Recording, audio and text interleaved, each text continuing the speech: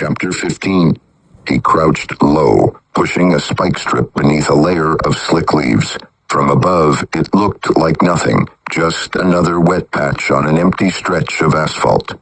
He stepped back, studied the angle, and then nudged a loose pine bough over the last exposed edge. Clean, invisible. Farther up the slope, the pieces of his performance waited. A rusted sedan with its hood lifted simply enough to invite sympathy. Flyers tacked to the post office board, their edges curling with rain. Together it all breathed of life, though the town itself had been hollowing for years. Ryan adjusted his belt, shifting the coil of chain that dug into his hip. Every trap was a thread in Derbie's web, layered, patient, impossible to see until you were caught in it. He kept the town alive the way a taxidermist kept an animal alive, posed, dressed, and convincing enough to fool the casual eye. Busy, aren't you? Ryan didn't look. He kept pulling the chain free from the mud, laying it across the ditch where headlights wouldn't find it. Mr. Peterson had drifted close, his breath carrying in the cold air. He wasn't loud, but his tone had that prickle of amusement. I thought this stretch was finished. Needs tending, Ryan said flatly. He cinched the chain around a fence post, padlock snapping shut in his fist. Peterson lingered, hands in his coat pockets, watching like a man hovering over another's chore. Spike strips, fake detours, decoy cars. Looks more like you're playing handyman than sheriff. Ryan stood, brushing damp dirt from his gloves. His eyes flicked toward the valley where haze clung to the rooftops of Main Street, where light bulbs on timers would soon flicker against the gray. It keeps order. Ryan turned to face him then, not with anger, but with the stare that asked how long a man meant to stand in his outline. Peterson only smiled wider. Relax, Sheriff. I'll walk with you a while. Make sure the traps are to your liking. Ryan hefted the bag of spikes over his shoulder and started toward the next bend. He didn't answer. He didn't need to. The man was going to follow anyway. The road narrowed as it wound deeper between the pines. Sheriff Ryan moved steadily, hauling the spike bag higher on his shoulder. Each step had purpose. Another bend to lace with nails, another decoy to set in place. Peterson trailed simply a step behind, the way a fly circles too close to food. He talked in that casual, needling way, every word meant to cut without sounding sharp. You ever wonder if any of these matters? He asked. Chain across a ditch, nails in the... Ryan kept walking. He set the bag down and pulled out a fistful of roofing nails, pressing them into the wet seam of asphalt. He didn't answer. Peterson bent at the waist, peering too close. Look at you, Sheriff. Precision like you're wiring a dollhouse. Careful little touches to make the stage look alive. Sweet if you think about it. Ryan pressed the last nail flat with the heel of his glove, then stood. Stay back. Why? Peterson asked. Afraid I'll step on one of your toys? Don't worry, I wouldn't want to ruin your big setup. The sheriff walked on, eyes fixed on the curve ahead, where the haze swallowed the road. Ryan said nothing, only shifted the bag and moved to the next spot. Peterson chuckled low. I'll say this for you, Sheriff. You work harder at pretending than anyone I've ever met. Might even be impressive if it wasn't so damn pointless. Ryan didn't stop, but his grip on the bag tightened until the canvas creaked. By late afternoon, the haze had thickened until the road looked like it ended 5 feet ahead. Each blow was sharp, deliberate. The last pieces of the trap had to hold. Peterson lingered at his elbow, closer than ever. He hadn't shut up since they'd left the first bend. You know, I've been thinking, he breathed, crouching as though to inspect the stake. The protector doesn't completely need you. He lets you fuss with your toys because it keeps you busy, makes you feel useful. Ryan pulled another stake from the bag and set it in place without a word. Ryan drove the stake deep, hammer ringing out in the mountain air. Peterson leaned in close, his words low, cutting. Maybe that's the joke of it all. You thinking you matter. You don't. You know, even my wife could lay a better snare than this. The hammer paused in Ryan's hand. Peterson caught it, saw the pulse, and pushed harder. You're not keeping order, you're keeping busy. Big difference, Sheriff. Big damn difference. Shut the fuck up, Ryan screamed. The next swing wasn't for the stake. Steel came down hard, splitting the silence. Peterson jerked back, stumbling against the guardrail before he slid to the ground. His laugh replaced by a wet gurgle, the life drained from his eyes as they rolled skyward. For a moment, Ryan stood over him, chest rising, hammer hanging loose at his side. Then he bent, pulled the last stake from the bag, and set it in the earth as though nothing had happened. Ryan stood over what was left of Peterson, the hammer heavy in his hand. Rain spat as it tapped through the pines. The road was still again, except for the faint creak of the guardrail shifting in the wind. For a long moment he didn't move. He listened, making sure no engine met on the highway, no voices carried down the slope. Then he bent, hooked his hands under Peterson's coat, and dragged him off the shoulder. The body left a dark smear on the gravel before vanishing into the brush. Ryan pulled him deeper, feet scraping mud, until the road was no longer visible through the trees. He worked in silence, the hammer wiped clean on his sleeve, the blood trail broken up with handfuls of leaves, the disturbed earth tamped down flat under his boots. When he stepped back, the bend studied the same as it had before, still and waiting. Ryan returned to his traps with the same precision as always. He pressed nails into the seams, tugged the chain taut, checked the placement of the decoy car. Nothing rushed, nothing sloppy. Peterson's body hadn't broken the routine. It was another part of it now. When he was finished, he lifted the empty spike bag onto his shoulder and started toward town. Behind him, the forest held the silence close, as if it hadn't seen anything at all. Sheriff Ryan parked the cruiser at the bottom of the gravel drive and let the engine tick down to silence. The Peterson house sat still in the heat of the afternoon. He adjusted his hat and started up the path. Mrs. Peterson was in the yard, bent low over a bed of flowers that climbed along the porch rail. She wore a wide straw hat, the kind with a ribbon around the band, and her hands were deep in the soil. She mead to herself as she worked, the resonance carrying faintly in the still air. Ryan slowed his steps, his eyes narrowing as he watched her. She hadn't seen him yet. For a moment he stood there, taking in the picture of innocence, a woman tending her garden, trusting the world around her. The corner of his mouth twitched. Her face lit with a smile. "Sheriff, well, I didn't expect you up here today." Ryan tipped his hat, his voice even. "Afternoon, ma'am." She glanced toward the drive, then back at him, her eyes curious but untroubled. "Out on business again? You look like a man with something on his mind." He fiddled with his hat, letting the moment stretch. I came to talk to you about your husband." The smile faded from her face. Her hand tightened on the edge of her apron. "What about him?" Mrs. Peterson's expression tightened, worry clouding her face as she waited for him to go on.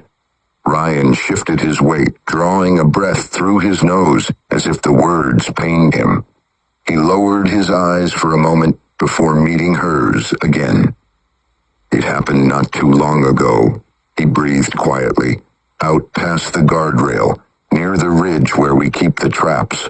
He came along to lend a hand." He paused, giving her space to believe the picture. "We were working side by side when he slipped, lost his footing on the slope, went over before I could get hold of him." Her mouth opened slightly as though the words wouldn't settle in her ears. "Slipped." Ryan nodded once, slow and firm, went down hard, struck his head. He drew in a deep breath, his face set with practiced solemnity. By the time I got down there, it was too late. The trowel slid from her hand and fell into the flowers with a soft thump. She pressed a trembling palm against her chest, eyes wide. No, he knows that ground better than anyone. He's walked it all his life. Sometimes it doesn't matter how careful a man is, Ryan said gently. All it takes is one wrong step, one patch of loose gravel. That's all it was, ma'am, an accident.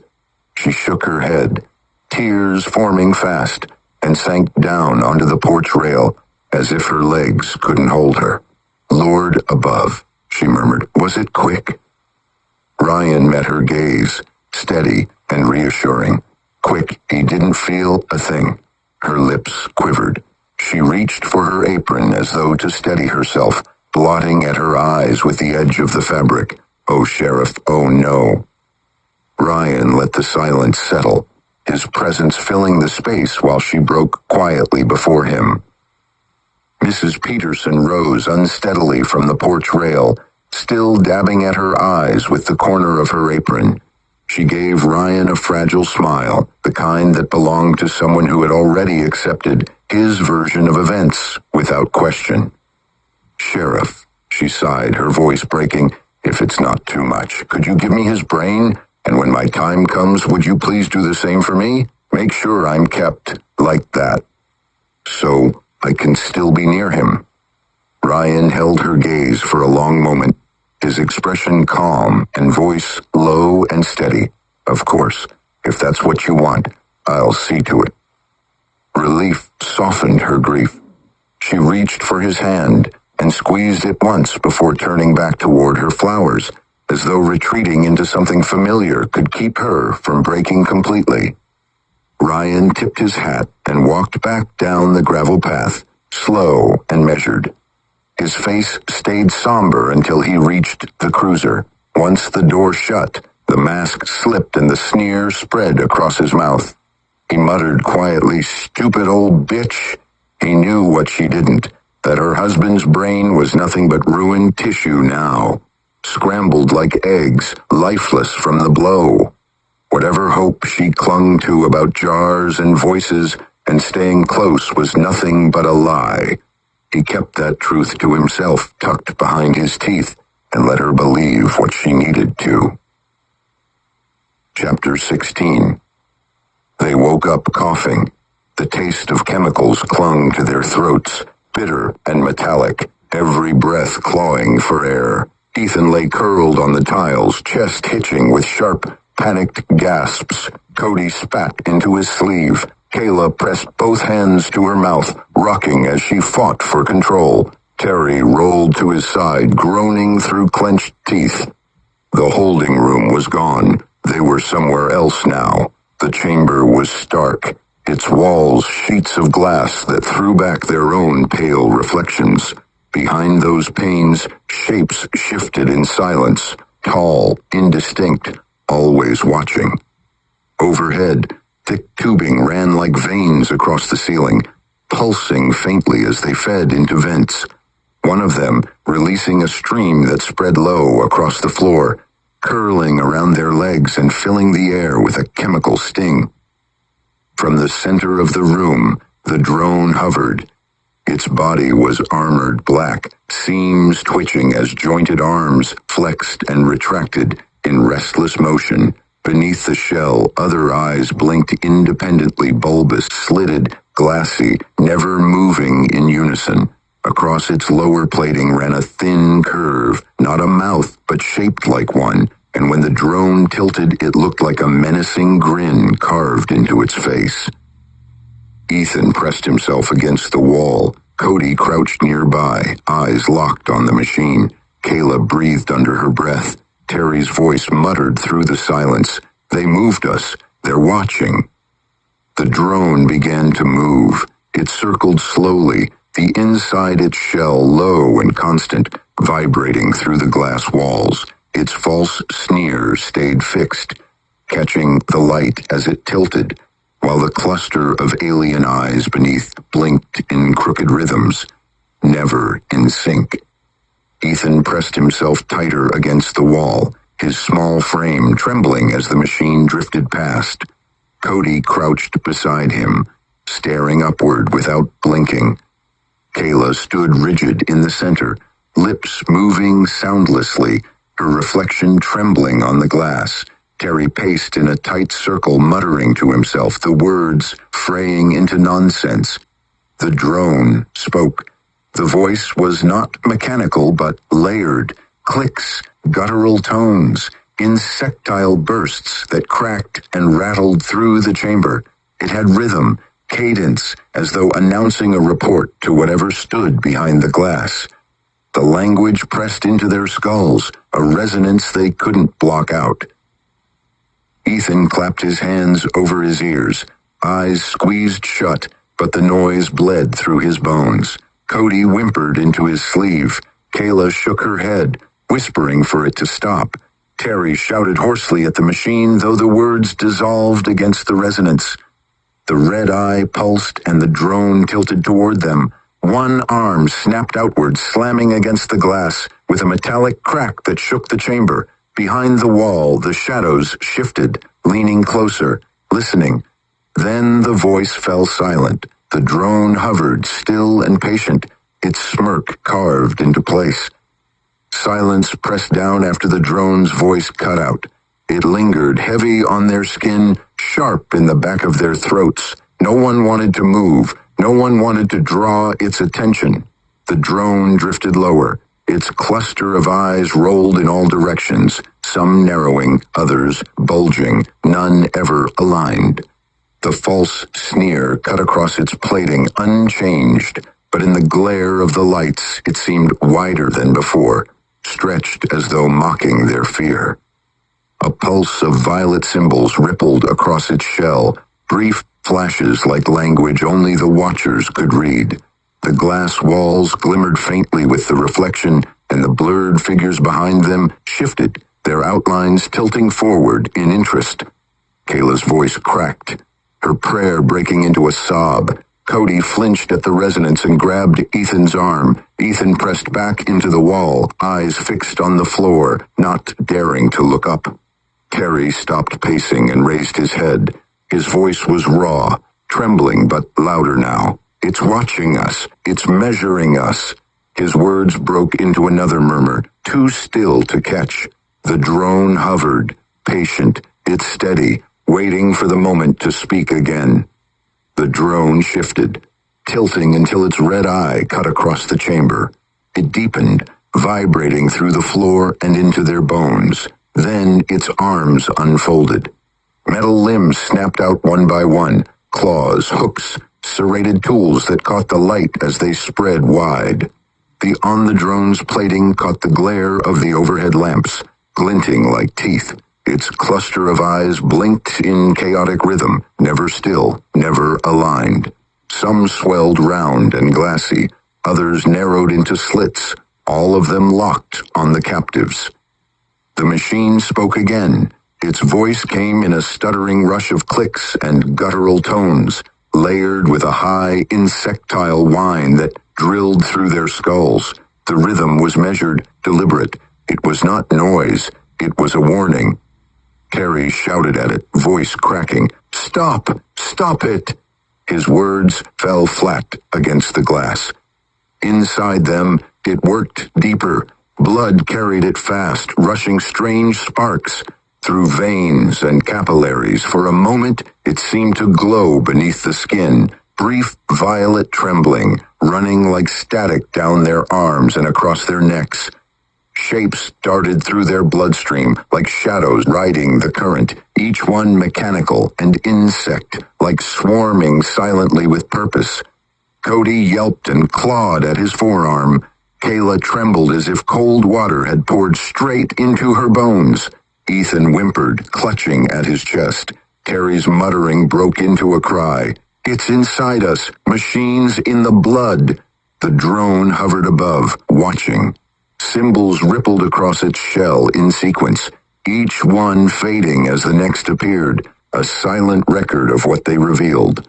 Its false smirk shone under the sterile light unchanged, while its cluster of eyes blinked in scattered rhythm.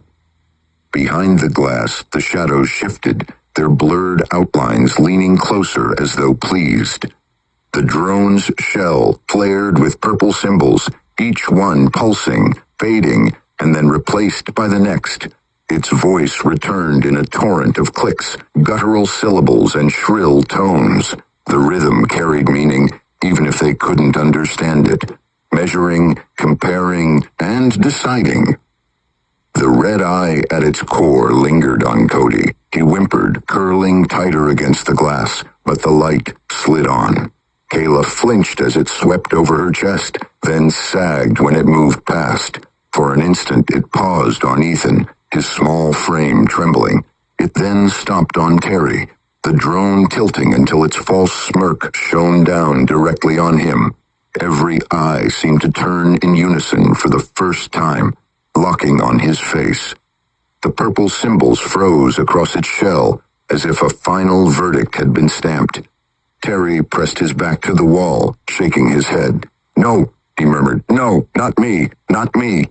The drone stilled. It shifted to a steady, pulsing note that rattled through the glass walls and into their bones. Every eye beneath its shell rolled toward Terry, blinking in erratic unison, a storm of gazes fixed on him, alone. Terry pressed harder into the corner, his palms flat against the wall as if he could force himself through it. His voice cracked, thin and desperate. "Not me, please, not me." Cody murmured in a hoarse rush, "Take someone else. Take me instead." But the machine ignored him. Kayla shook her head violently, words tumbling out in prayer, though she knew none of them were being heard. The symbols pulsing across the drone's plating slowed, then froze in place, its false sneer tilted with the light. Stretched wide as if savoring the moment, the red eye at its core burned bright, holding Terry in its view. Behind the glass, one of the blurred figures lifted an arm and pointed toward him. The drones deepened, its arms beginning to unfurl in slow, deliberate rhythm, tools catching the glare as they spread wide. Terry shook his head, tears streaking down his face. "No, don't take me." The drone dipped lower, eyes gleaming like a knife. The lock was sealed. The drone struck without hesitation, its arms lashed out in a blur, clamps snapping around Terry's wrists and ankles before he could move. His scream tore through the chamber as the machine yanked him off the floor, legs kicking helplessly in the air. From the floor, a gurney rose on hidden hinges, steel plates unfolding like a trap springing to life. Straps hung loose, waiting. The drone dragged him down and slammed him against the frame, restraints coiled tight across his wrists and ankles, another across his chest, the last snapping hard over his forehead. The gurney rattled under the force of his thrashing, but the steel held. The drone hovered close. Its cluster of eyes rolled and blinked in a frenzy, every one of them trained on the man pinned below, the false cut across its faceplate, lit by the sterile glare. The inside its shell swelled, rising like a drumbeat that promised the next stage was about to begin. Terry bucked against the gurney, veins straining in his neck as he fought the steel holding him down. The restraints didn't budge. Every thrash only dug them tighter into his skin. His forehead clamped so hard he could barely shake his head, only roll his eyes in panic. Cody pounded the glass again, fists bruising, his voice breaking into a raw scream. Kayla covered her ears, rocking in place, whispering through choked sobs. Ethan crouched low, his hands over his mouth, staring wide-eyed at Terry. His chest heaved with each shallow breath, too scared to cry. The drone spread its arms wider. More of its tools unfolded, clicking into place. A serrated clamp, a long curved blade, a drill that spun once and stopped. Each glinted under the lights as if freshly polished. The cluster of alien eyes beneath its casing blinked rapidly, some rolling, some fixed, all of them focused on the man strapped to the frame. Terry thrashed harder. Please, let me out. I'll do anything. Don't do this. His voice cracked to a rasp, words choked by panic. The gurney rattled under him, but the steel stayed firm. The drone lowered until its false sneer hovered inches from his face. Its voice came in a cascade of clicks and guttural tones, layered with that high, piercing whine that made the air vibrate. The cadence was steady, final. It was announcing the procedure. Terry's eyes rolled to the others, Cody shouting, Kayla trembling. His scream tore through the chamber as the first arm lowered